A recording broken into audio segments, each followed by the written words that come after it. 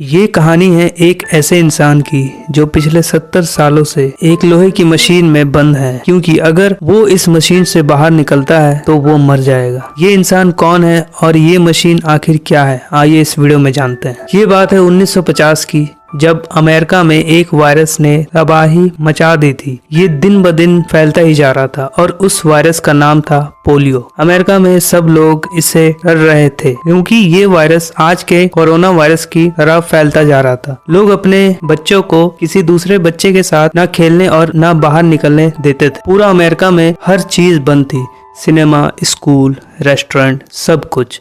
और इसी हालत में 2 साल बीत गए। 1952 की एक सुबह टेक्सास के शहर डलास में एक 6 साल का बच्चा अपने ही घर के बाहर गार्डन में खेल रहा था। तभी उसकी तबीयत खराब हो गई। उसकी नेक में पेन शुरू हो गया। वह भागते भागते अंदर अपने मॉम के पास गया और जब उनकी माँ के पास पहुंचा तब उनकी माँ को ये मालूम हो गया था कि उसके सन को भी पोलियो हो चुका है। उस खबर को सुनकर उसकी माँ उसे फौरन पास के पार्कलैंड हॉस्पिटल ले गई, जहाँ और भी ऐसे कई बच्चे थे जो पोलियो के शिकार हो गए। और फिर इस बच्चे को भी एक मशीन में रखा गया, क्योंकि पोलियो की वजह से उसे सांस लेने में बहुत मुश्किल आ रही थी। लेकिन अभी और मुश्किलों का सामना करना बाकी था।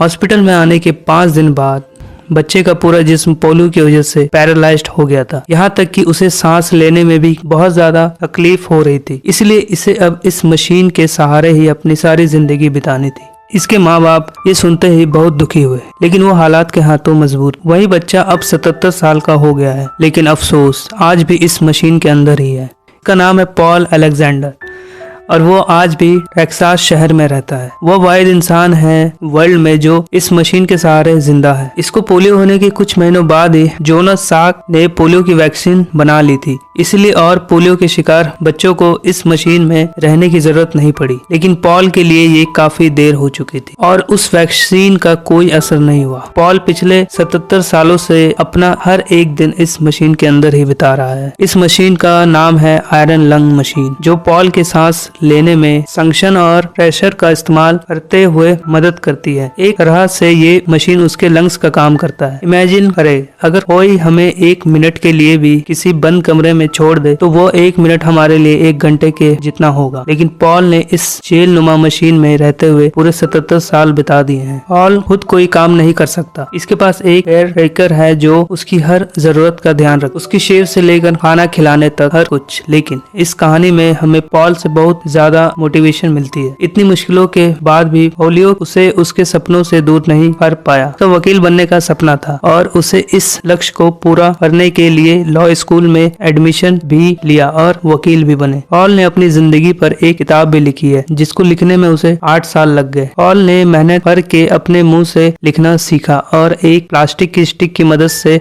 जिसे वो कीबोर्ड पर टाइपिंग कर सके। बुक का नाम था 3 Minutes for a Dog। इसे हमें ये सबक मिलता है कि जिंदगी में कितनी भी मुश्किलें आए, हमें कभी भी हार नहीं माननी चाहिए। पॉल ने अपने कठिनाइयों का सामना करके अपने ड्रीम्स को अचीव किया, जैसे कि उन्होंने सपना देखा था। अमेरिका में 1950 से लेकर 1953 तक पोलियो के 58,000 केसेस रिपोर्ट किए गए, जिसकी वजह से 3,000 लोगों की मौत हो गई। ये एक मुश्किल भरा दौर था, लेकिन पॉल की कहानी से हमें ये इंस्पिरेशन मिलती है कि हिम्मत और लगन से हम अपने लक्ष्य तक पहुंच सकते हैं। 1953 में पोलियो वायरस का ये महामारी थम गई, क्योंकि जोनास साक ने पोलियो की वैक्सीन बना ली थी। आज हमें मिलने वाला पोलियो जो कि बिल्कुल फ्री होता है, इसका श्रेय सिर्फ मिस्टर साक को ही जाता है। इन्होंने वैक्सीन जब बनाई, उसे अपने नाम से पेटेंट करवाने के बजाय पूरे वर्ल्ड के लिए इसे फ्री कर दिया। अगर वो ऐसा ना करते तो और वैक्सीन अपने नाम पर पेटेंट करवा लेते तो आज वो $बिलियन के मालिक होते और पॉल के अलावा इसमें किसी को रहने की जरूरत नहीं पड़ती। वो सिर्फ और सिर्फ जोनास साक की वजह से।